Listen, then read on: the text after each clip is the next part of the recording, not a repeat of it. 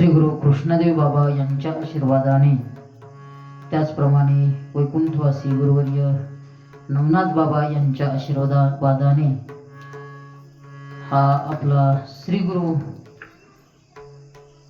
बाबांच्या आशीर्वादाने, सकल संतांच्या आशीर्वादाने चालत असलेला हा श्रीमंत श्री जगद्गुरु तुकोबाराय जीवन दर्शन सोहळा अर्थात चरित्र चिंतन सोहळा आज आपण या चौथ्या दिवसाचं चिंतन करत आहोत.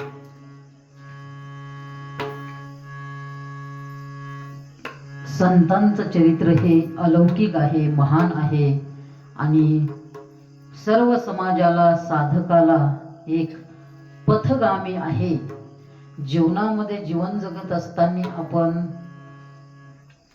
कसं राहावं, कसं जगावं, कसं आचरण करावं, कसा व्यवहार करावा हे जर शिकायचं असेल तर संत चरित्रातून शिकायला भेटतं आपल्याला.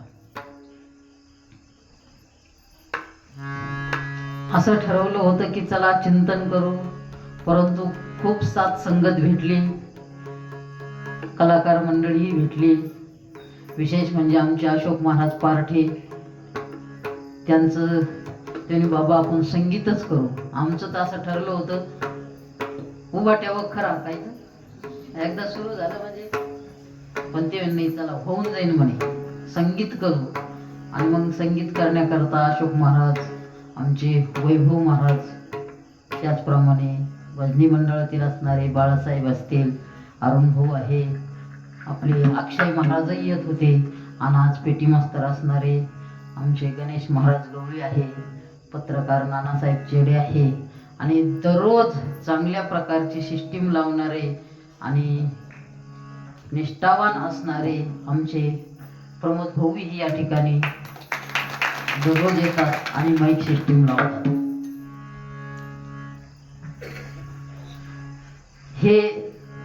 ही एक सेवा आहे, ही संतांची सेवा आहे. आणि सेवा कोणती असेल तर ही निष्काम सेवा आहे.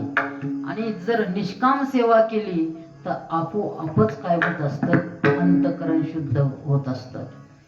अंतःकरण शुद्धीचं कर्म म्हणजे सकाम कर्म नाही. अंतःकरण शुद्धीचं कर्म कोणतं असेल तर ते काय आहे, निष्काम सेवा. आणि ही जी सर्व मंडळी जी सेवा करते ती कोणती सेवा आहे तर निष्काम सेवा आहे. आपण जगद्गुरु तुकोबारायांच्या जीवनाचं दर्शन करत आहोत. काल आपण जगद्गुरु तुकोबारायांच्या चरित्राचा काही भाग पाहिला. काल शेवटची जी कथा पाहिली ती आपण जगद्गुरु तुकोबारायांच्या वडिलाची पुण्यतिथी होती. आणि त्या पुण्यतिथीला पांडुरंग परमात्म्याने सर्वांना काय केलं, तुकोबारायांच्या वडिलाला तर जीव घातलंच, परंतु त्यांच्यासह सर्व गावकरी मंडळींना काय केलं, जेवू घातलं. आणि जेवू घातल्यानंतर ही बातमी कुठं पोहोचली, चिंचवडला पोहोचली. चिंचवडला कोण होते, चिंतामणी देव. आजही त्या ठिकाणी जर तुम्ही गेले तर चिंचवडला चिंतामणी देवाचे त्यांची काय आहे, समाधी आहे. आणि ते गणपतीचे उपासक होते, गणपतीचे उपासक. आणि त्या कालामध्ये खूप प्रसिद्ध होते. जर कुणाचं पोट दुखलं, कुणाला हागवण लागली, एखाद्या गाईना दूधच दिलं नाही, असं भरपूर त्यांचं चांगलं चालू होतं. भक्त मंडळी येत असत, चिंतामणी देव. आणि त्यांना ही बातमी कळाली की त्या तुकाराम महाराजांच्या घरी देव आले, देवानी सगळ्याला काय केलं, जेवू घातलं. आणि त्यांनी विचार केला, आतापर्यंत आपण एवढी साधना करतोय, जीवनामध्ये एवढे गणपतीचे उपासक आहे, तरीही आपल्याला हे करता आलं नाही. आणि हे तुकाराम महाराजांनी केलं, हे कस काय केलं. म्हणून त्यांनी 2 सेवक पाठवले निरोप घेऊन. कुठे, देहूला, चिंतामणी देवाने. आणि जगद्गुरु तुकोबारायला वाटलं चला काय करावं, दर्शन करावं. कुणाचं, गणपती बाप्पाचं आणि चिंतामणी देवाचंही. म्हणून जगद्गुरु तुकोबाराय इकून देवघरून चिंचवडला निघाले आणि तिकून चिंतामणी देवाचे 2 शिष्य तिकून आले. मध्येच गाठ झाली. कुठं निघाले, काय निघाले. त्या चिंतामणी देवाच्या शिष्याने सांगितलं, आम्ही तुमच्याकडेच निघालो होतो, चिंतामणी देवानी तुमची आठवण केली. वा, काय योगायोग आहे. मलाही त्यांच्या दर्शनाची अपेक्षा आहे आणि त्यांनी आठवण केली. कधी कधी असं होतं, असं चिंतन करत असतो आपण, हा माणूस या ठिकाणी यायला नाही पाहिजे, परंतु तो समोर दत्त म्हणून उभा राहत असतो. आणि कधी कधी असं होत असतं, त्या माणसाविषयी आपण बोलत असतो, त्याच्याविषयी चिंतन करत असतो, त्याला भेटण्याची इच्छा होत असते आणि तो समोर येऊन उभा राहतो. आपसुकच आपल्या तोंडातून शब्द निघतात, काय 100 वर्ष आयुष्य. तसा योग आला आणि त्या शिष्याबरोबर जगद्गुरु तुकोबाराय भजन करत करत करत कुठं आले, चिंचवडला आले. परंतु चिंतामणी देवाच्या मनात होतं, हे जर खरं असेल तर त्यांना नमस्कार करू, आणि ही जर बातमी यदा कदाचित जर खोटी निघाली, अफवा असेल, तर त्यांची धर्माधिकाऱ्याकडे काय करू, त्यांच्याविषयी तक्रार करू. सकाळ सकाळची वेळ होती. सकाळी सकाळी पोहोचले जगद्गुरु तुकोबाराय चिंचवडला. चिंतामणी देव गणपतीचे उपासक होते, गणपतीचे. आजही त्या ठिकाणी गणपती आहे. तिथं एक मोरया गोसावी म्हणून त्या ठिकाणी साधूही होऊन गेले. सकाळी सकाळी ते चिंतामणी देव गणपतीची पूजा करत होते. परंतु गणपतीची पूजा करत असताना ते विग्रहाची पूजा नव्हते करत. कारण सर्वात श्रेष्ठ पूजा कोणती असेल बर का, सर्वात श्रेष्ठ पूजा कोणती असेल तर ती मनामध्ये केलेली पूजा श्रेष्ठ असते. कारण जगद्गुरु तुकोबारायचं म्हणतात, मनोमय पूजा, मनोमय पूजा, हेची पडी, हेची पडी, हेची राजा, हे तो कल्पनेची भोग,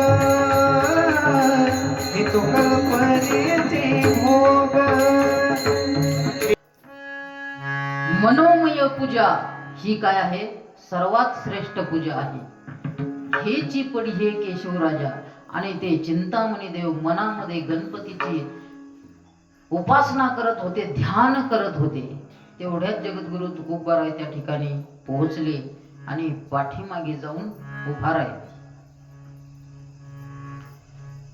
त्यांची पूजा चालू होती आणि पूजातून उठल्यानंतर त्यांनी उठले आणि पाठीमागं पाहिलं तर त्यांना कोण दिसले, तुकाराम महाराज दिसले. तुकाराम महाराज दिसल्याबरोबर लगेच विचारलं, केव्हा आले. केव्हा आल्यानंतर असं विचारल्यानंतर जगद्गुरु तुकोबाराय म्हटले, ज्या वेळेस तुम्ही त्या माळ्याला शिव्या देत होते ना, जो पाणी देणारा होता ना, त्यावेळेस आलो. 100 फूटचा काय बसला त्यांना श्वास. कारण सकाळी सकाळी पहाटे 5 वाजता फेरपटका मारायला गेले होते बगीच्यामध्ये. फुलझाडी होती देवा करता, गणपती बाप्पा करता. सगळी फुलझाडी काय होती, सुकलेली होती. म्हणून पूजात बसल्यापासून गणपती बाप्पा मनात येण्याच्या ऐवजी कोण मनात येत होता, तो नोकर, तो कामगार. आणि ज्या वेळेस ते शिव्या देत होते तेव्हा जगद्गुरु तुकोबाराय त्या ठिकाणी आले. पहिल्या चर्चेत जगद्गुरु तुकोबारायांचा काय अधिकार आहे हे चिंतामणी देवाला कळलं. आले, चला या बसा.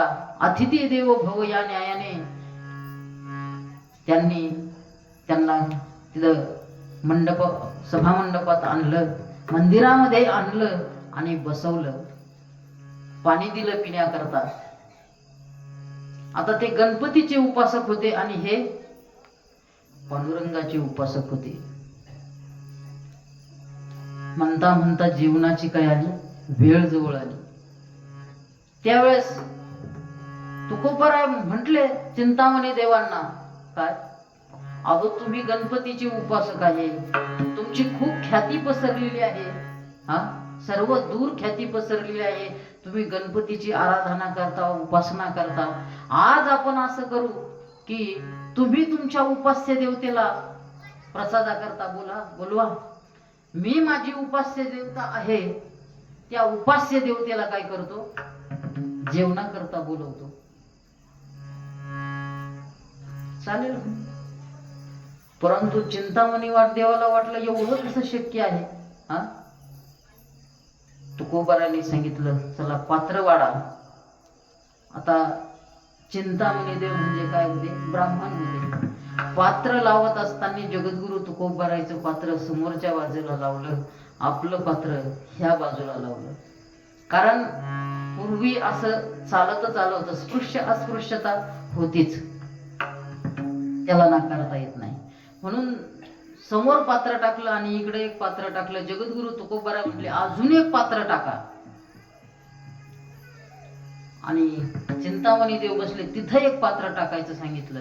हे पुन्हा करता पात्र, एक गणपती करता आणि एक पांडुरंग परमात्म्या करता. आणि पात्र ठेवलं, पात्रावर सर्व पदार्थ यथोचित वाढले. आणि तुकाराम महाराज म्हटले, अहो देवा बोला गणपती बाप्पांना, करा आव्हान. चिंतामणी देवा चिंतामणी देवा गणपती आना, चिंतामणी देवा गणपती आना, बाबे भोजना तुझे पती, कर बाबे भोजना तुझे पाती, देव म्हणते तुकाया एवढी कैसे मोरी, देव म्हणते तुकाया एवढी कैसे मोरी, देव. चिंतामणी देवा गणपतीसी आना, करवावे भोजना तुझे पात्री. अहो देवा, त्या दुसरं जे पात्र आहे ना त्याच्यावर गणपती बाप्पांना बसवा आणि काय करा, त्यांना भोजन करा.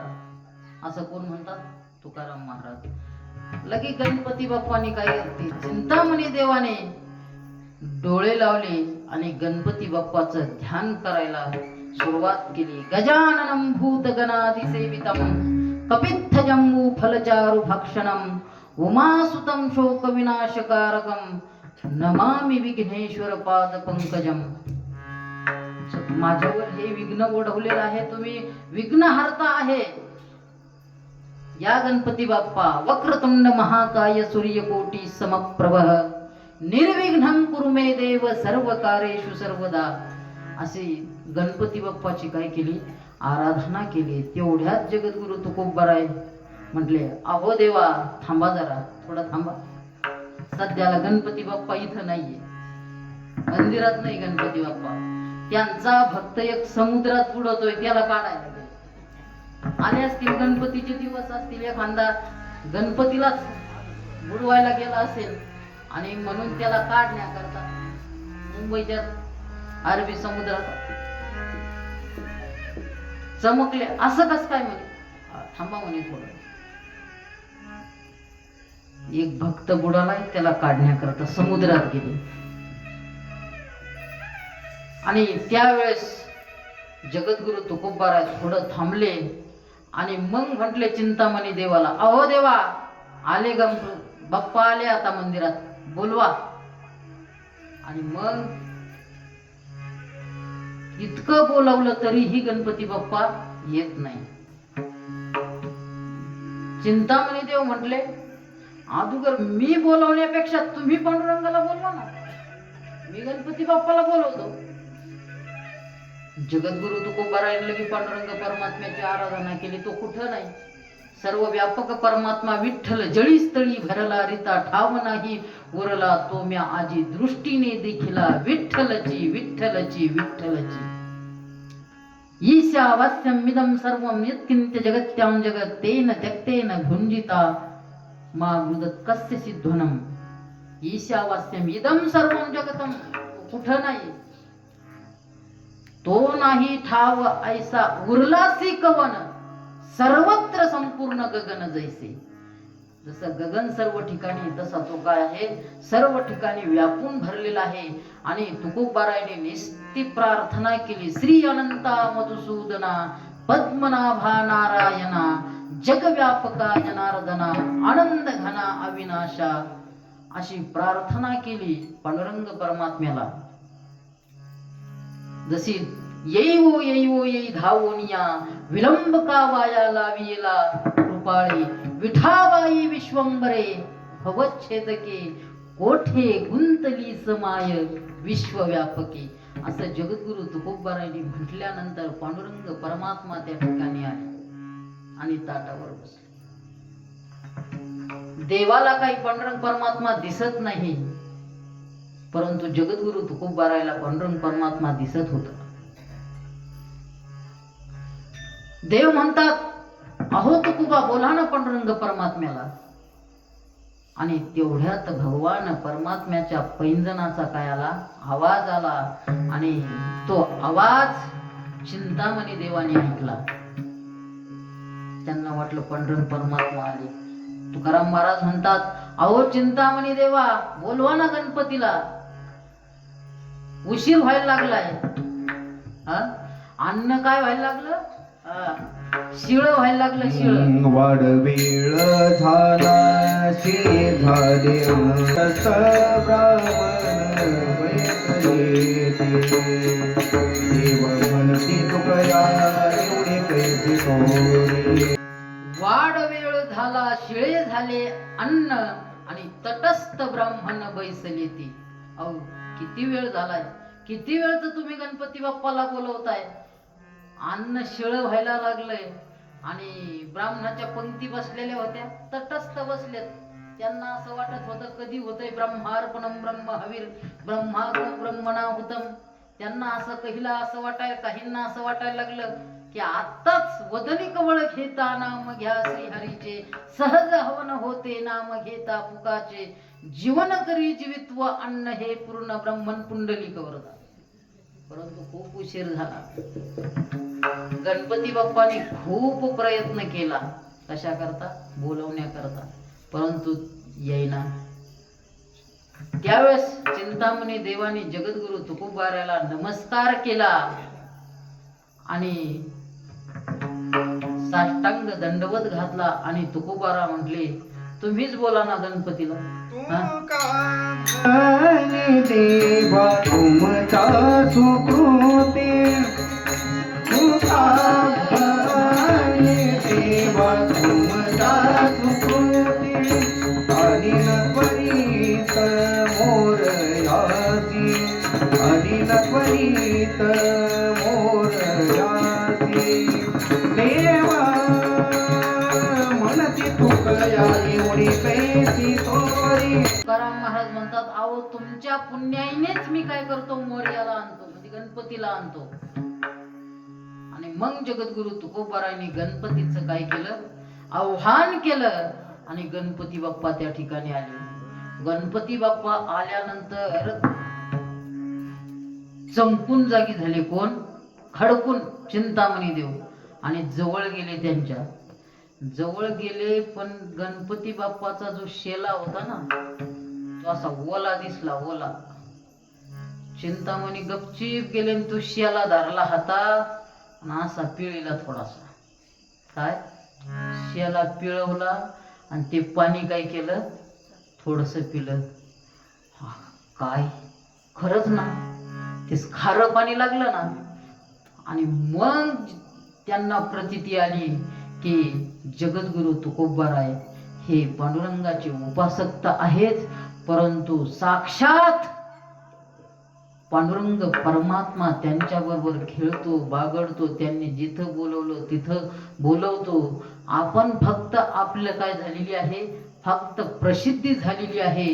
म्हणून देव म्हणतात, देव म्हणती तुकया एवढी कैची थोरी, आणि अभिमान भितरी नागविलो. जो चिंतामणी देवाला अभिमान होता, मी गणपतीचा उपासक आहे, मी गणपतीचा उपासक आहे, देव लय माझ्या जवळ आहे आणि देव दररोज मी देवाची पूजा करतो, हा अभिमान गर्भगळीत झाला. आणि जगद्गुरु तुकोबारायला चिंतामणी देवाने साष्टांग दंडवत घातलं. कारण त्यांना साधनेचा अभिमान होता, वर्णाचा अभिमान होता, आणि सर्वात मोठा अभिमान होता लोकेशना. हा अभिमान असतो बरं का. जे परमार्थपदामध्ये जे प्रतिबंध असतात, तर त्याच्यामध्ये लोकेशना, वित्तेशना आणि दारेशना. परमार्थामध्ये हे घातकच आहे. कोणते कोणते? लोकेशना म्हणजे लोक मानायला लागले का गुरुवर्य बाबा म्हणतात, राऊत बाबा बस तो मातीत जातो, मातीत.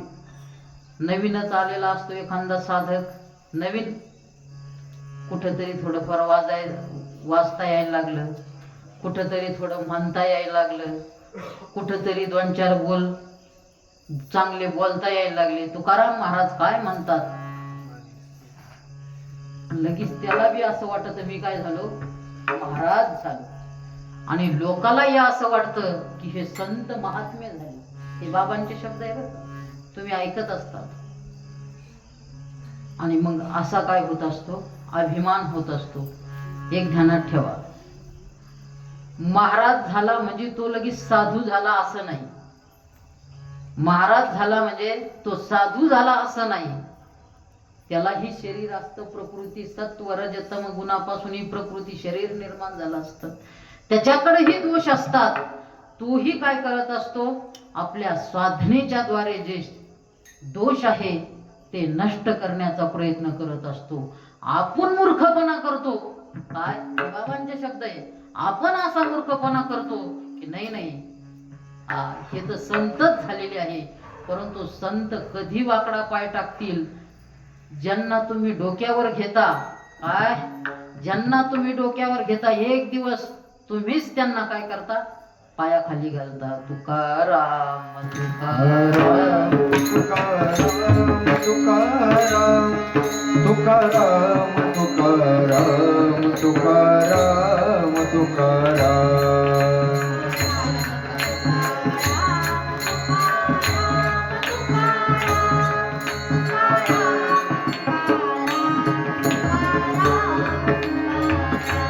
तुकाराम तुकाराम तुकाराम तुकाराम तुकाराम तुकाराम तुकाराम तुकाराम.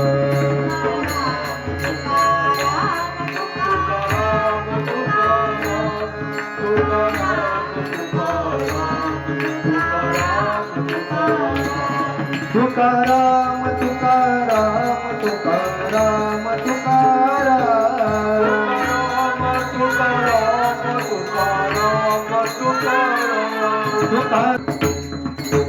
श्रीमंत श्री जगद्गुरु तुकाराम महाराज की जय. चिंतामणी देवाचं जगद्गुरु तुकोबारायांनी ऑपरेशन केलं आणि ऑपरेशन सुद्धा काय झालं, सक्सेस झालं. आणि त्या ठिकाणाहून जगद्गुरु तुकोबाराय निघाले आणि देहूला आले. कारण एकादशी जवळ आली होती. आरंभी कीर्तन करी एकादशी. आरंभी जगद्गुरु तुकोबाराय एकादशीला काय करायचे, कीर्तन करायचे. आरंभाला कीर्तन हे पहिलं एकादशीला झालंच पाहिजे. जीवनातील पहिलं कीर्तन एकादशी. आपले मृदुंगाचार्य हरिभक्त परायण वैभव महाराज खंबरे यांच्या जीवनातील पहिलं कीर्तन काय, जीवनातील त्यांच्या जीवनातील त्यांचं पहिलं कीर्तन स्वतःचं एकादशीच्या दिवशी आहे.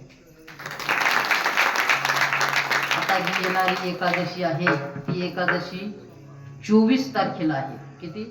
24 तारखेला. त्या दिवशी संध्याकाळी 7 ते 9 हरिभक्त परायण वैभव महाराज यांचं काय आहे? कीर्तन आहे. याच्या पहिले त्यांनी दिंडीमध्ये गेल्या वर्षी काय केलं? प्रवचन केलं. आम्ही तिकडं तडेगावला गेलो होतो आणि त्या ठिकाणी योगायोगाने एक ग्रहस्थ गेले आणि ते आले आमच्याकडे प्रवचन करा 10व्याचं.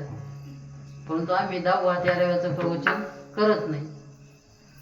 अशोक महाराज होते पण त्यांना काय होतं? गाथा पारायण होतं. परिशेष न्यायाने कोण राहिले?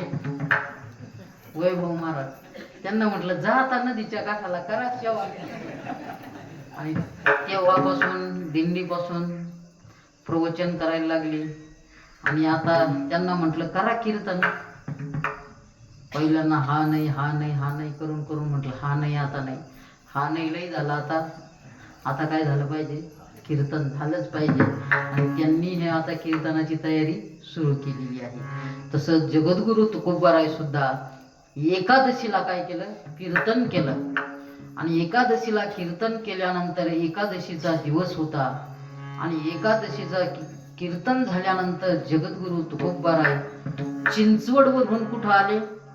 देहूला आले. 20-22 किलोमीटर अंतर. पहिल्या गाड्या नव्हत्या, घोड्या नव्हत्या. खूप थकले. आल्यानंतर कीर्तन केलं. बरं कीर्तन असं 2 तास आणि 1.5 तास नाही, जो घर वाटेल तो घर कीर्तन केलं. आणि पहाटची वेळ आहे आणि पहाटे त्यांच्या स्वप्नामध्ये नामदेवराय आले आणि पांडुरंग परमात्मा आले. असं स्वप्न पुरलं. कोण आलं? स्वप्नामध्येच जागी केलं. कोणाला? जगद्गुरु तुकोबारायला. आपल्या ज्या 3 अवस्था सांगितलेल्या आहेत, जागृत, स्वप्न आणि सुषुप्ती. आता याच्यामध्ये 9 प्रकार पडतात बरं का. किती? 9. मला सांगायला उमजणार नाही, तुम्हाला कळणार नाही. तसं मी चिंतन करून आलेलो आहे. जागृत, स्वप्न, सुषुप्ती, सुषुप्ती, जागृत, स्वप्न असे आहे. आणि ही जागृत स्वप्न सुषुप्ती अवस्था म्हणजे सुषुप्तीमध्ये काय? स्वप्न. आणि स्वप्नात जागृत अवस्था. आता हा वेदांताचा भाग आहे, समजून घ्या. तर त्या अवस्थेमध्ये जगद्गुरु तुकोबारायला काय पडलं? स्वप्न पडलं. आणि त्या स्वप्नामध्ये नामदेवराय आले आणि स्वप्नामध्ये जाग केलं. परंतु नामदेवराय एकटे नाही आले. कोण आलं? पांडुरंग परमात्म्याला घेऊन आले आणि त्यांना सांगितलं. काय सांगितलं? नामदेवे केले स्वप्ना माझी जागे, सवे पांडुरंगे येऊन या. नामदेवे केले स्वप्ना माझी जागे, सवे पांडुरंग येऊन या. सवे पांडुरंग येऊन या. काम करावे कवीप, वाहू गेली मैत बोलू नको. वाहू गेली मैत बोलू नको. सांगितले काम करावे कवीप, सांगितले काम करावे कवीप.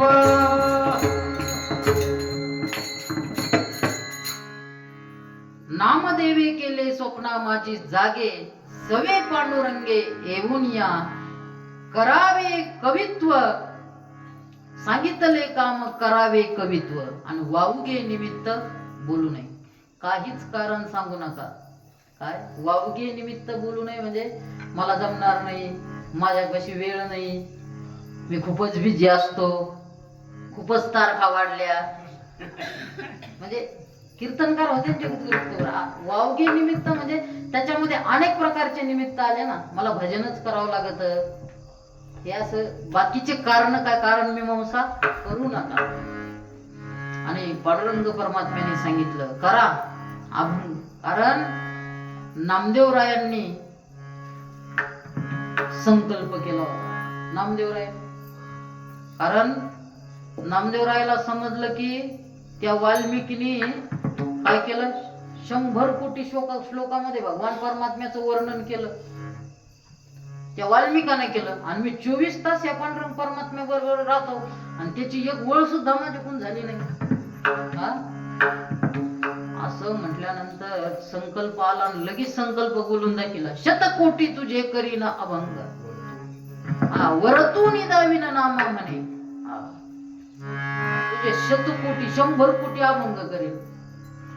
आता 100 कोटी अभंग करायला आता त्रेतायुगाच्या आयुष्याची गणना केली आणि कलियुगाच्या आयुष्याची जर गणना केली तर कसं जमायचं? त्रेतायुगामध्ये आयुष्य होतं 8,32,000 वर्ष आयुष्य, नाही 12,96,000 वर्ष आयुष्य होतं. एवढं आयुष्य होतं त्यावेळेस त्यांनी केलं तेवढ्या जन्मात. आणि आता काय किती? 100 वर्ष, 100 नाही आता तर 100 नाही, कमीत कमी अवरेज द्यायला लागल्या गाड्या आता. आणि नामदेवरायने, आणि जर नाही झालं तर जीव भाव उतरून टाकेल म्हणे. काय जीव उतरून टाकेल. असं म्हटल्यानंतर पांडुरंग परमात्म्याला काळजी पडली. आणि मग नामदेवरायचं जे 14 जणांचं कुटुंब होतं, त्या 14 जणांच्या कुटुंबात नारा, विठा, गोदा, माधा हे 4 पुत्र, राजाई, गोनाई, असं त्यांचं सर्व कुटुंब, दामा, विठा, गोदा, माधा हे 4 पुत्र आणि त्यांच्या 4 सुना, 4 आणि 4 8, राजाई, गोनाई हे सगळे. आणि त्यांच्या सुना सर्व लिहिण्याकरता बसवले, परंतु कितीक लिहिणार, लिहिले पण ते कमी पडले. हा नामा माझा निज भक्त पूर्ण, मागे संकल्प याने केला जाण, की 100 ग्रंथ प्राकृत करीना. किती? 100. आपल्या बोली भाषेत प्राकृत म्हणजे आपण जी बोलतो त्या भाषेमध्ये करीन, इतुका पण बोलीला, पण बोलीला म्हणजे संकल्प बोलीला. मग मी त्यासी दिदली स्फूर्ती, कवित्व लिहिले आपुल्या हाती, संख्या मोजिता झाले किती, तेही तुझ प्रती सांगतो. तुला सांगतो. कोण? पांडुरंग परमात्मा म्हणतात जगद्गुरु तुकोबारायांना. 40,94,00,000 कोटी, 9 लक्ष ललित आले शेवटी, बाकी प्रेमा राहिला पोटी, मग आला वैकुंठी सोयीचे. जवळजवळ हे जर गणित केलं तर किती झालं? 96. किती? 96. किती सांगितलेले? संख्या मोजिता झाले किती, तेही तुझं प्रती सांगितो. 40,94,00,000 कोटी. 40 लक्ष म्हणजे 94 कोटी. 94 म्हणजे 94 कोटी म्हणजे 94 झाले 100 मधले. किती राहिले? 6 कोटी राहिले. आणि 6 कोटी राहिले आणि कुठं गेले? जगद्गुरु नामदेवराय स्वेच्छेने निज धामाला निघून गेले. 51,05,00,000 कोटी जाण, शेष राहिले त्याचे बोलणे, तू वदे प्रसाद वचने, सप्रेम दान मी देतो. आणि एवढे अभंग राहिल्यानंतर तुला हे पूर्ण करावं लागेल. आणि मग त्यावेळेस जगद्गुरु तुकोबारायांनी काय केले?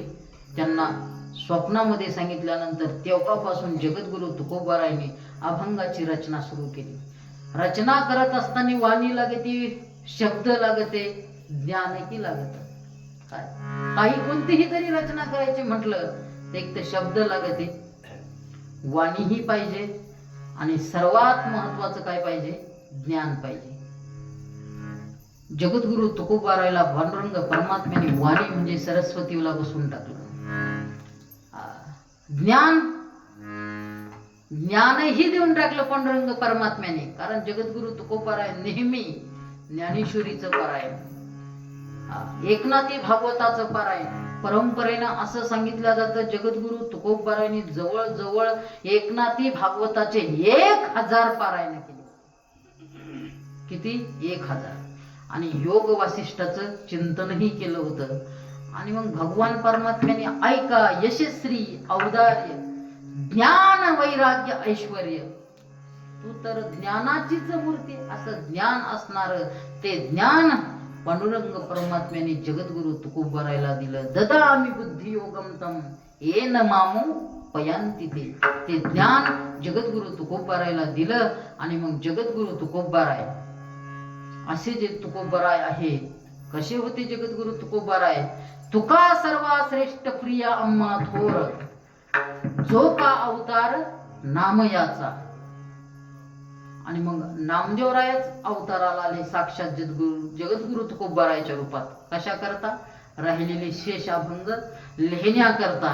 आणि असं झाल्यानंतर यावरी झाली कवित्वाची स्फूर्ती. आणि यानंतर जगद्गुरु तुकोबारायला अंतकरणातूनच कवित्व करण्याची काय झाली? स्फूर्ती झाली. आणि पाय धरिले चित्ती विठोबाचे. आणि त्या भगवान परमात्म्याचे चिंतन करत करत पांडुरंग परमात्म्याचे पाय धरले. आणि काय केलं? अभंग रचना सुरू केली. ज्या ठिकाणी जगद्गुरु तुकोबाराय जायचे त्या ठिकाणी अभंग रचना करायचे. आणि त्यांचे जे बोलत होते ते लिहिण्याचं काम कोणी केलं असेल तर चाकणचे संताजी जगनाडे, संताजी महाराज तेली, संताजी महाराज आणि गंगाराम पंत मवाळ कडुसकर, ह्या दोघांनी सगळे जेवढे होतील तेवढे अभंग काय केले? संकलन केले. त्याच्यातील आपल्याकडे जे अभंग गाथा आहे, आपण जे देवढीकर प्रत म्हणतो, 4092 अभंग आहे. आणि जगद्गुरु तुकोबारायच्या वंशजाकडे पाहिलं तर अनेक वह्या जगद्गुरु तुकोबारायांच्या अशा आहे का त्या आत्तापर्यंत आपल्यापर्यंत आल्या नाही. असे 4092 अभंग आपल्यापर्यंत आले. आपण जे म्हणतो काही शेपक अभंग आहे, हे शेपक नाही बरं का, भरलाबाई काटा काना हे नाही. काही अभंग असे आहे की ते गाथ्यामध्ये नाही. आता संत चरण रज लागता सहज वासनेचे बीज जळून जाय, हा अभंग किती प्रसिद्ध आहे. संस्थेमध्ये विद्यार्थ्यांना परीक्षेलाही दिला जातो तो अभंग. परंतु हा अभंग गाथ्यात नाही. मग तो कुठून आला? तर ज्या उत्तरवया आहे त्याच्यातून आलेल्या आहे. म्हणजे जगद्गुरु तुकोबारायांनी फक्त 1000 अभंगच केले नाही, असे पुष्कळ अभंग केले, आपल्यापर्यंत तितके आले. असं जे आहे जगद्गुरु तुकोबारायांनी जे अभंग रचना केली ही साधी नाही केली. चहुवेदाचे हे केले विवरण, अर्थही गहन करून या. जगद्गुरु तुकोबारायांनी 4 वेदाचं काय केलं? अर्थ अध्ययन झालंच असेल. काय नो हे केले एका चिंतिता विठ्ठले, सर्व साधनाचे सार आणि भव सिंधू. फक्त एका पांडुरंग परमात्म्याचं जरी चिंतन केलं तर सर्व काही प्राप्त होतं. आणि तेच जगद्गुरु तुकोबारायला सर्व प्राप्त झालं होतं. आणि वेद असेल, उपनिषद असेल, पुराण असेल, हे सर्वांचं चिंतन करून हे कशात आलेलं आहे? अभंग गाथ्यात. 4 वेद असेल, 18 पुराण असेल, 6 शास्त्र असेल, या सर्वांचा सार कशात आहे? तर गाथ्यामध्ये आहे. कधी कधीचा अशा अभंग आहे काय, जी वेदाची रुची आहे त्या वेदाच्या रुचेचा जसा तसा अर्थ कशात आहे? अभंगात आहे. उपनिषदात जसा मंत्र असेल काय तसाच मंत्र गाथ्यामध्ये आहे. ब्रह्मसूत्रामध्ये जसं ब्रह्मसूत्र आहे तसाच अर्थ कशामध्ये आहे? गाथ्यामध्ये आहे. आणि ही ज्यावेळी जगद्गुरु तुकोबाराय अभंग रचना करायला लागले त्यावेळी जगद्गुरु तुकोबारायची ती वाणी ऐकून सर्वसामान्य लोकांना ती कळणारी वाणी जगद्गुरु तुकोबारायकडे जसं एखादं मोहळ असेल, मोहळ ते ज्या ठिकाणी मध असेल त्या मध घेण्याकरता एकत्रित मध घेऊन जसं त्या पोळीपाशी एकत्रित येतं तसे लोक तुकोबारायच्या मागं पुढं काय लागले? फिरायला लागले. कारण वाऱ्या हाती माप चाले सज्जनाचे, कीर्ती मुख त्याचे नारायण. सर्व दूर जगद्गुरु तुकोबारायची कीर्ती पोहोचायला लागली. खूप कीर्ती झाली जगद्गुरु तुकोबारायची. जगद्गुरु तुकोबाराय पहिल्यांदा देहूमध्ये कीर्तन करत होते. नंतर नंतर आजूबाजूच्या गावालाही कीर्तन करायला लागले. लोहगाव होतं जवळच, त्या लोहगावला जगद्गुरु तुकोबाराय कीर्तन करत होते. असे अनेक कीर्तन केले. एक दिवसाचा प्रसंग आहे. जगद्गुरु तुकोबारायने कीर्तन केलं मंदिरामध्ये आणि कीर्तन केल्यानंतर जगद्गुरु तुकोबाराय चिंतनाला बसले. जिजामाईला झोप लागली आणि झोप लागल्यानंतर दोन चोर आले. दोन चोर आले आणि दोन चोर आल्यानंतर त्या ठिकाणी चोर आले. पाहिलं, हे बाबा विठ्ठल विठ्ठल विठ्ठल विठ्ठल विठ्ठल डोळे लावून चिंतन करत होते. बाकीचे पाहिले तर गाढ झोपलेले आहे. इकडं तिकडं पाहिलं, घरात काहीच नव्हतं. घरात काहीच नव्हतं, पण दारात एक काय होती, म्हैस बांधलेली होती, म्हैस. आणि ती म्हैस तरी का होती जगद्गुरु तुकोबारायच्या घरी? जगद्गुरु जिजामाईचे जे भाऊ आहे, त्या भावाने म्हणजे बापाने जे आप्पाजी गुळवे आहे, संसार चालण्याकरता एक म्हैस काय दिली होती. जिजामाईचा खूपच जीव होता. काय? खूपच जीव होता. तिला उठल्यापासून तिला धुणार, तिला चारा टाकणार, कारण त्याच्यावरच सगळं चालू होतं. हे बाबा काही पाहतच नव्हता संसारात, म्हणून ज्याच्यावर संसार अवलंबून आहे त्याला आपण चांगलं पाहतोच ना. तसं त्या म्हशीला नीटनेटका चारा, वैरण एकदम व्यवस्थित करायचे. आणि ती म्हैस कोणी चोरली? दोन चोराने. दूध देत होती. दुभती म्हैस बांधिली घरी, ती सोडून नेली ते अवसरी. पुढे एक मोहरकी घरी, मागुनी सत्वरी एकाकी. दुभती म्हैस होती, पुढे एक होता आणि मागून एक हाणायचा. आणि त्यांनी काही नेली, म्हैस नेली. शिवापर्यंत गेला. शिवापर्यंत गेल्यानंतर त्या ठिकाणी पाहिलं तर एक जण असा एवढा मोठा माणूस कनी जवळजवळ 50-60 फूट उंचीचा. किती? 50-60, त्याच्यापेक्षा. आणि त्याच्या हातात काय? मुसळ. महाविक्राळ पुरुष श्रीपती, रूप नटला सहज स्थिती. थोर टोनपा घेतला हाती, तस्करा प्रति मारावया. म्हणजे असं अकराळ विक्राळ रूप धारण केलं, हातामध्ये मुसळ घेतलं आणि त्यांच्या पुढं दत्त म्हणून उभा राहिला. पाहिलं चमकून तर बापरे, जायला लागले. हे उगरीलं चोर माग. दुसऱ्या रस्त्याने जायला लागले, तिकडही तोच. तिसऱ्या रस्त्याने जायला लागले. जेवढे चौकुसाला रस्ते होते तेवढ्या वाटेला काय झाले, तो भगवान परमात्म्याने ते अकराळ विक्राळ रूप धारण केलेलं पाहिलं. आता पर्यायच शिल्लक राहिला नाही, म्हणून त्यांनी काय केलं, ती म्हैस पुन्हा आणली आणि कुठं बांधली? फुट्याला बांधली. आणि फुट्याला बांधल्यानंतर निघाले परत निघाले. परत तो तसाच उभा, तसाच. पर्याय राहिला नाही.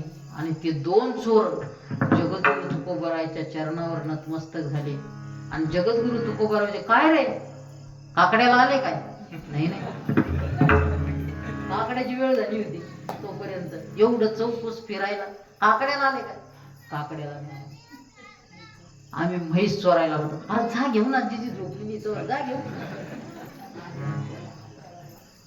आम्हाला सोडवा. याच्यात आवडीतून काय करा, आम्हाला सोडवा. आणि मग जगद्गुरु तुकोबारायच्या शरणावर ते नतमस्तक झाले. बसा म्हणे. किंवा म्हणे आला, इथं आला म्हणे तो, आता बसला मूर्तीत म्हणे. काय येऊन बसला, आता जा म्हणे. नको नको, आता जायला नको. तो मुसळ घेऊनच मागायला बघतो म्हणे. नाही म्हणे, आता जा म्हणे. आणि मग दिवस उजेडायच्या अगोदर ते चोर काय झाले, निघून गेले. आणि निघून गेल्यानंतर सकाळी सकाळी तुकोबारायांनी जिजामाऊलीला सांगितलं, अगं जिजे, तोही म्हैस चोरीला गेली होती म्हणे. चोरीला? माझ्या बाने दिलेली मला. हा. आणि गेली म्हैस सोडायला. तो पाहिलं दररोज जशी गाठण बांधतात ना तशी गाठणच नव्हती. खरंच चोरीला गेली. अगं जिजे, तोही म्हशीचं राखण केलं त्या पांडुरंगाने. त्याला कधी लोटीभर दूध दिलं का नाही म्हणे. हा, त्याला दे ना, आज द्वादशी आहे, पारणं सोडील. हा, म्हणून जिजाबाई काय करायला लागली, दररोज एक तांब्या भर दूध द्यायला लागली. कोणाला? पांडुरंगाला. आणि ती गंगी, महाद्या आणि तुकाराम महाराज काय करायचे, तांब्याभर दूध घेऊन जायचे दररोज आणि मोकळाच तांब्या आणायचे. आता जिजाबाईला एक दिवस कळलं काय, की मोकळाच तांब्या आणते. नैवेद्य दाखवल्यानंतर ताट मोकळा आणत असतो आपण का दाखवून आणत असतो? हा, दाखवतच असतो ना, भाऊ घालत असतो का? एक दिवस गंगीला घेतलं, ती काशी, तिला काशीबाई म्हणायची, काशीबाईला घेतलं. अगं गंगे, अगं दररोज एक तांब्याभर दूध देते म्हणे मी, काय करतो देव? हा, काय नाही म्हणे, ते देवही पितो, काही बाही पितो आणि उरलेलं बाप मलाही देतो म्हणे. हा, देव पितो म्हणे. हा, मी देव पितो म्हणे. एक दिवसाचा प्रसंग आहे, पितो म्हणे. आणि मग जिजाबाईनं असं खळखळ खळखळ उकळतं दूध घेतलं, तांब्यात भरलं, पितळाचा तांब्यात, आणि तांब्याभर दूध घेतलं आणि पांडुरंग परमात्म्याच्या रावळामध्ये जिजामाता गेल्या. मागचा पुढचा विचार केला नाही आणि तांब्या कुठं लावला? पांडुरंग परमात्म्याच्या तोंडाला लावला. गरम दूध. आता कसं पिणार देव एवढं गरम दूध? जिजाबाई हुशार होत्या. त्या कुणाच्या अर्धांगिनी होत्या? तुकाराम महाराजांच्या होत्या. दूध पितो का नाही म्हणे, का हेच पित होते आतापर्यंत? हा, एवढं गरम दूध. मी तर असं ऐकलं की तो 12 गाव आगली गिळला. त्या बाबतीत असं ऐकलेलं तो 12 गाव आगली गिळला. आणि त्यावेळेस जिजाबाईने ते धाडकन दिशी तो तांब्या तोंडाला लागला आणि तोंडाला लावल्यानंतर भगवान परमात्म्याला काय करा, पोळ चटका बसला. पोटाला एवढा मोठा काय आला, फोड आला, चटका बसला. म्हणून पांडुरंग परमात्म्याने अशी थोडीशी मानाशी बाजूला केली. आजही देहूला गेले तर पांडुरंग परमात्म्याची मान कशी आहे, इरकी आहे. आणि वाटाला जे खरबुडा आहे ते कशाचं आहे, ते जिजामाईचा प्रताप आहे. आणि मग पांडुरंग परमात्म्याने ते गरम गरम काय केलं, दूध पिलं. नसतं पिलं तर आळ कोणावर आला असता? तुकाराम बाबावर. म्हणून पांडुरंग परमात्म्याने ते गरम दूध काय घेतलं, पिऊन घेतलं. अशी जिजामातेला ही काय आली, प्रचिती आली. परंतु ते संसाराचं वाटोळं केलं ना. म्हणून हा, संसाराचं वाटोळं कोणी केलं? त्या पांडुरंग परमात्म्याने. आमचा या येडा केला, येडा. मैपती बाबा म्हणतात काय, माझा हा नवरा काय केला, त्यांनी येडा केला. तरीही जिजाबाई त्याला मानित नव्हत्या, पण तुकोबारायची काय करायच्या, निष्ठेने सेवा करत होत्या. असेच जगद्गुरु तुकोबाराय नेहमी चिंतन करायला जात असत. एक दिवसाचा प्रसंग आहे, संक्रांतीचा सण आला. संक्रांतीचा सण आला म्हणून भावाने जिजाबाईला काय दिलं, एक लुगडं दिलं. एक लुगडं दिलं. उद्या संक्रांत आहे म्हणून आज डोक्यावरून पाणी घ्यायचं ठरवलं. कोणी? जिजाबाई. डोक्यावरून पाणी घ्यायचं ठरवलं आणि मोरीमध्ये बसल्या. 2 हांडे गरम पाणी तापिलं आणि मोरीमध्ये बसल्या. आणि ते नवं लुगडं ते कुठं टाकलं, मोरीवर टाकलं. आता पिळा करून जोडलं, असा पिळा केला आणि कुठं टाकला, मोरीवर टाकला. 9 वार बर का, 6 वार नाही. पंजाबी तर लगेच 9 वार लुगडं आणि टाकलं ते असं. आणि स्नानाला आता संक्रांतीचं स्नान,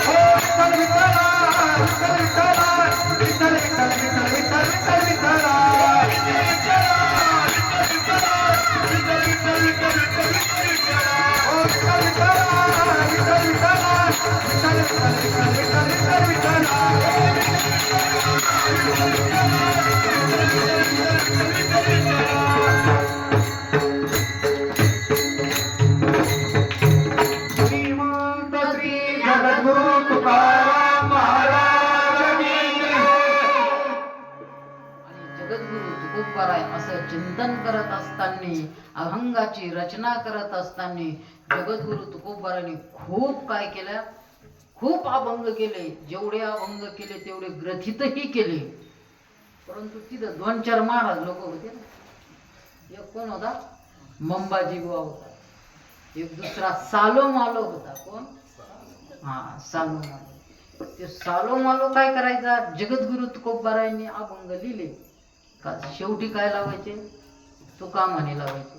तो साल हा तो काय तुका म्हणे लावायचे ना जगद्गुरु तुकोबार. तो काय करायचा? तुका म्हणे काढायचा आणि सालो म्हणे करायचा. काय करायचा? सालो म्हणे. म्हणजे ही पूर्वी पासून पद्धत आलेली. कशी? म्हणजे दुसऱ्याचं जे टिपण आहे ते काय करायचं? घ्यायचं चोरून आणि आपलं प्रस्तुत करायचं. म्हणजे हे जे टिपणे आहे ना ते हेच प्रकारे. कोणता? सालो म्हणे आयशा नरा मोजूनी माराव्या, असे सालो मालो होता. बरं, जगद्गुरु तुकोबाराची कीर्ती पसरल्यानंतर त्यांचे दुकानं बसले म्हणून त्यांनी काय केली? पाटलाकडे तक्रार केली. कोणी? मंबाजी बुवांनी बी आणि यांनी बी. मंबाजी बुवाकडे तक्रार केल्यानंतर मंबाजी बुवानी आणि सालो मालोने तक्रार केल्यानंतर ते पाटील कुलकर्णी सर्वांनी पंचमंडळी बसले आणि जगद्गुरु तुकोबारायला काय केलं?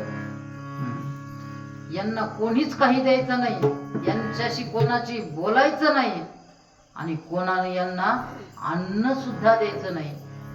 जगद्गुरु तुकोबाराने त्यावेळेस जगद्गुरु तुकोबाराय म्हणतात, आता माझ्यावर आतापर्यंत कोण कोण कोपलंय? इथल्या गावचा पाटील सुद्धा काय झाला? कोपला पाटील गावीचे लोक, कोपला पाटील गावीचे लोक, आता मदतीक कोण धावी, आता मदतीक कोण धावी.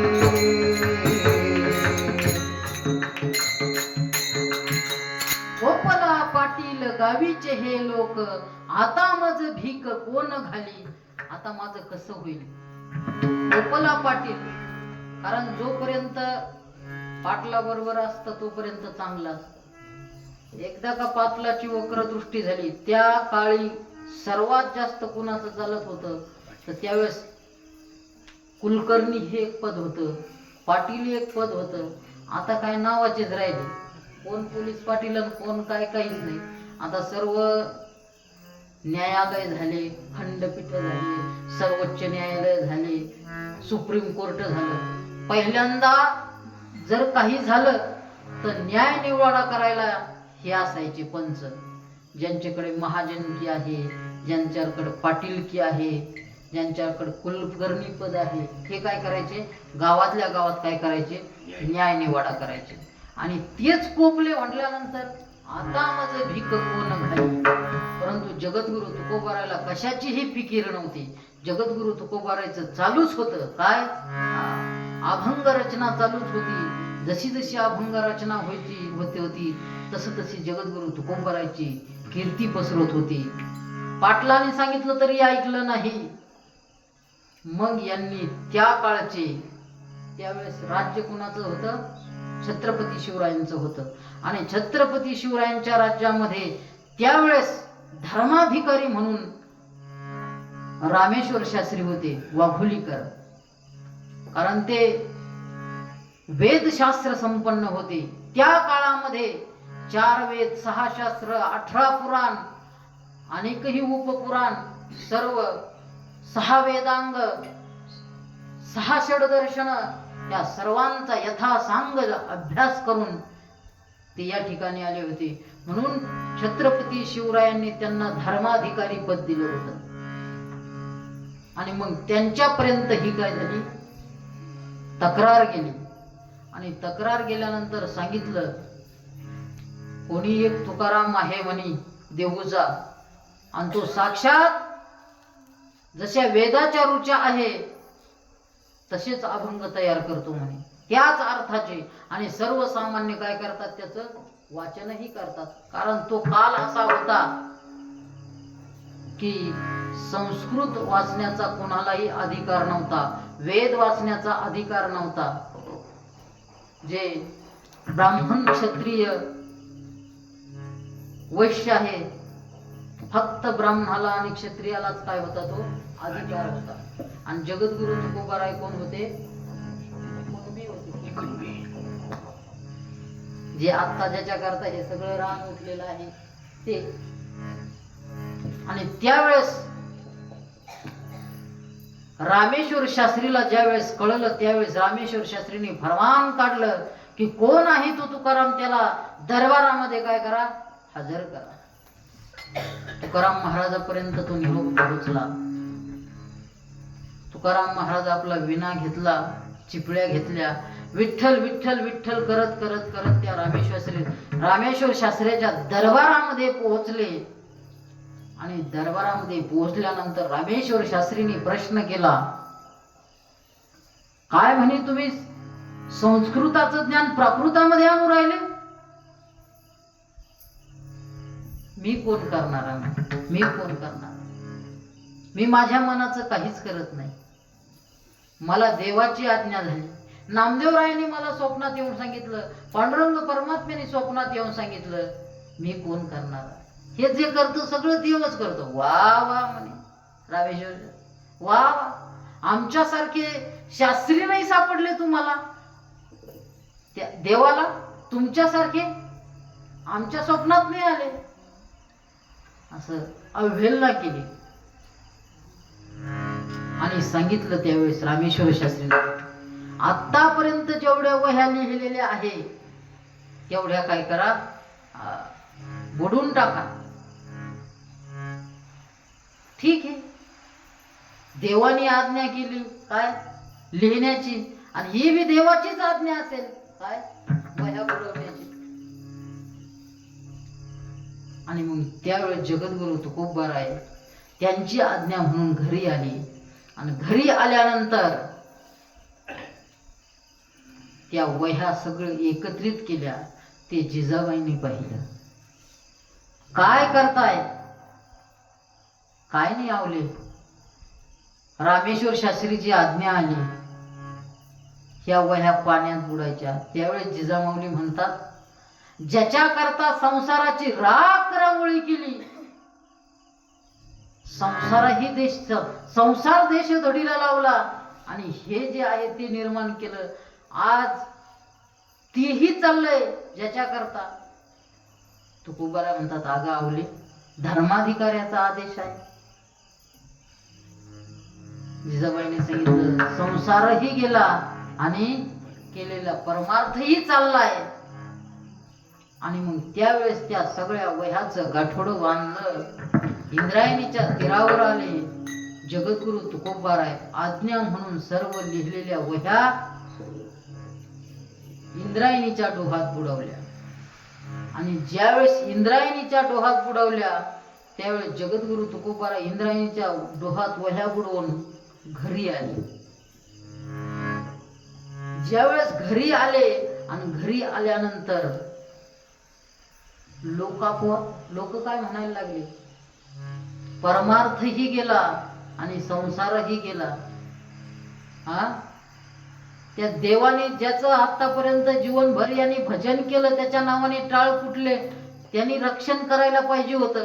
कायाचं रक्षिलंय म्हणजे लोकांची देवावरची श्रद्धा काय व्हायला लागली, कमी व्हायला लागली. आणि मग जगद्गुरु तुकोबारायच्या डोक्यात काय पडला, प्रकाश पडला. आणि मग जगद्गुरु तुकोबाराय पुन्हा ज्या ठिकाणी, ज्या डोहामध्ये अभंग बुडले होते त्या ठिकाणी गेले.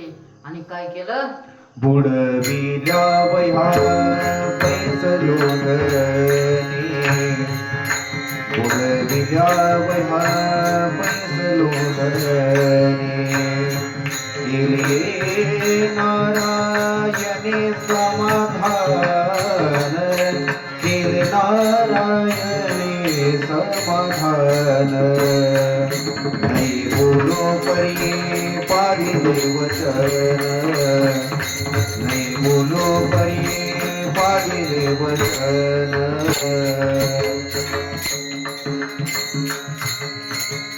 त्या ठिकाणी धरलं जगद्गुरु तुकोबारायांनी. कोणा धर्माधिकाऱ्याला बोलले नाहीये. जे बोलत होते, जे निंदा करत होते त्यांना बोलले नाही. पांडुरंग परमात्म्याला म्हणून धारेवर धरलं जगद्गुरु तुकोबारायांनी. आणि त्या ठिकाणी काय केलं, धरणं मांडलं. किती दिवस बसले जगद्गुरु तुकोबाराय? 13 दिवस. आणि 13 दिवस झाल्यानंतर जगद्गुरु तुकोबाराय अन्न पाण्याविना त्या ठिकाणी पाणी सुद्धा घेतलं नाही, अन्नाचा कण सुद्धा नाही. आणि त्या ठिकाणी अनुष्ठान मानलं. आता ज्या जगद्गुरु तुकोबारायांनी अन्न पाणी घेतलं नाही त्या पोरांनी सुद्धा घेतलं नाही. आणि जिजामातेचा तर स्वभाव होता, पतिव्रता होत्या त्या. तुकोबारायांनी अन्न ग्रहण केल्याशिवाय जिजामाता सुद्धा काय करत नव्हत्या, अन्न ग्रहण करत नव्हत्या. सगळं कुटुंब त्या ठिकाणी बसलेलं होतं. आणि 13वा दिवस उजडला आणि साक्षात पांडुरंग परमात्मा बाळवेश धरून काय केलं, त्यांनी त्या वह्या स्वतः हातामध्ये काय घेतल्या आणि वर आले. उदका माझी वया ठेवूनी कोरड्या दाखवी रोकड्या विश्वजना. आणि मग ते वह्या घेतल्या. सगळे लोकांना समजलं, समाजाला समजलं. सर्व त्या डोहापाशी आले इंद्रायणीच्या काठाला आणि पाहिलं तर खरंच वह्या जशा लाह्या तरंगाव्या. जळी दगडा सहित वह्या हरिल्या सहीच्या लाह्या हरिल्या सहीच्या लाह्या हरिल्या सहीच्या लाह्या. जळी दगडा सहित वह्या तारी येल्या जैस्या लाह्या. आणि ही बातमी म्हणता म्हणता म्हणता पूर्ण देहूमध्ये पोहोचली. देहूमध्ये जे सालो मालो मंबाजीवा यांनाही कळाली. आणि ही बातमी पुन्हाच्या कानावर गेली. रामेश्वर शास्त्रीच्या कानावर गेली. आणि रामेश्वर शास्त्रीच्या कानावर गेल्यानंतर रामेश्वर शास्त्री कुठं निघाले, देहूला निघाले. तुकाराम महाराजांना भेटण्याकरता निघाले. आणि भेटण्याकरता निघाल्यानंतर मध्ये एक साधूचा आश्रम होता, फकीराचा. काय फकीराचा आश्रम होता. त्यांचं नाव होतं अनगड शहा फकीर. आजही तो दर्गा आहे. आपण ज्यावेळेस पोलीस लाईनला जातो दिंडी सोहळाच तिथून जातो. आणि तिथं आरतीही होती विठ्ठल महाराज. तिथं त्या अनगड शहाच्या फकीरात तुकाराम महाराजांची त्या ठिकाणी पालखी सुद्धा विसावते आज. त्या ठिकाणी त्या अनगड शहा फकीराच्या तिथपर्यंत पोहोचली. कोण? रामेश्वर शास्त्री. हे रामेश्वर शास्त्री म्हणजे त्या काळचे धर्माधिकारी आणि भगवान शंकराचे काय होते, उपासक होते. नेहमी ते पुण्यामध्ये जे नागनाथाचं मंदिर आहे त्याची काय करायचे, उपासना करायची. आणि तिथून त्या नागनाथाचं दर्शन केलं आणि पुढं आले. त्या अनगड शहा फकीर होता त्या ठिकाणी आले. आणि तिथं एक काही विहीर आजही आहे. आणि ते विहीर कशा करता होती, ज्यावेळेस नमाज पडतात त्याच्या अगोदर जे त्याला वजू म्हणतात, हातपाय धुणं असे धुतात बरं का, असे नाही.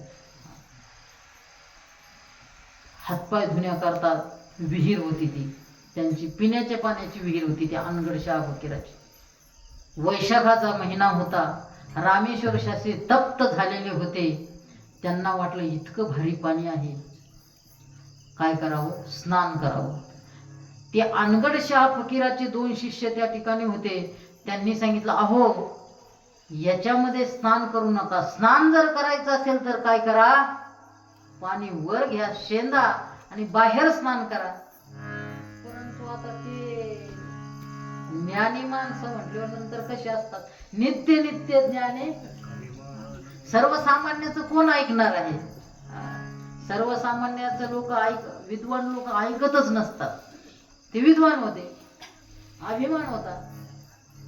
हे जगत मुनी मुसलमान असं म्हटलं. ते त्यांना बाजूला काढले, कपडे काढले आणि कपडे काढल्यानंतर त्यांनी त्या कुणाचंही न ऐकता काय केली, त्या विहिरीत उडी टाकली. आणि उडी टाकल्यानंतर ते अनगडशहा फकीराला कळलं.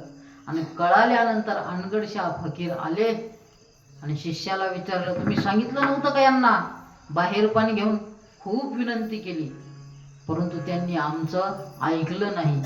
आणि काय, अनगडशहा फकीराने त्यांना काय दिला? शाप दिला.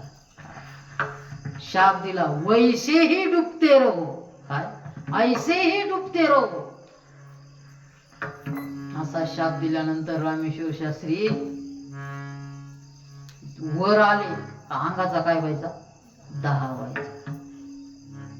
वर आले अंगाचा दाह व्हायचा. आता कवर पाण्यात बसून राहणार.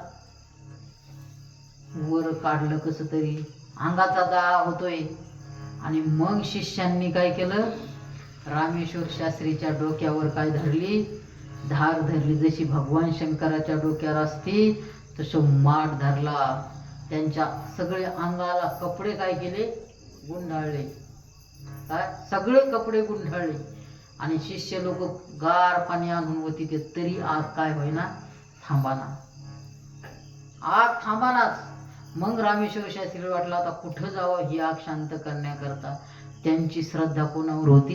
ज्ञानोबरायवर. कोणाच्या? रामेश्वर शास्त्रीची श्रद्धा ज्ञानोबरायवर होती. म्हणून ते देहूला जात असताना कुठं निघाले? देहूला न जाता कुठे, कोणत्या मार्गाने निघाले? आळंदीला निघाले. आता तिथून जवळजवळ चिंचवड पासून आळंदी किती किलोमीटर आहे? जवळजवळ देहू 15 किलोमीटर, 15. आणि त्या देहू पासून दर्गा 10-12 किलोमीटर आहे. जवळजवळ 25 किलोमीटर चालत जायचंय. मग आत्ता कसे पोहोचतील ते? कोण? रामेश्वर शास्त्री. आग तर होतच होती. एवढं त्यांनी जगद्गुरु तुकोबारायांनी जीवनभर जे परमार्थ संपादन केला तो बुडवायला लावला. त्यांना तर काहीतरी घडणार ना, काहीतरी दुःख होणार ना. असं 2 मिनिटं थोडं दुःख होणार आहे. हे दुःख कुठपर्यंत चालणार आहे? उद्या 8 वाजेपर्यंत. आणि मग ते सगळे शिष्य पाणीवती ते आणि त्यांनी आळंदीला मार्गक्रमण केलं. आळंदीकडे निघाले. करू द्या त्यांना प्रवास आळंदीकडे. झालेली सेवा या ठिकाणी पांडुरंग परमात्म्याच्या चरणी अर्पण करतो. खूप गोड कथा आहे. त्यांचा होणारा दाह कसा कमी झाला, ज्ञानोबरायांनी त्यांना काय सांगितलं? ज्ञानोबरायांनी त्यांचा दाह शांत नाही केला. त्यांना सांगितलं तिकडच जा. ज्यांची जर तुमच्याकडून निंदा घडली ते कशी कथा आहे हे जर ऐकायचं असेल तर उद्या ठीक 8 वाजता या ठिकाणी या.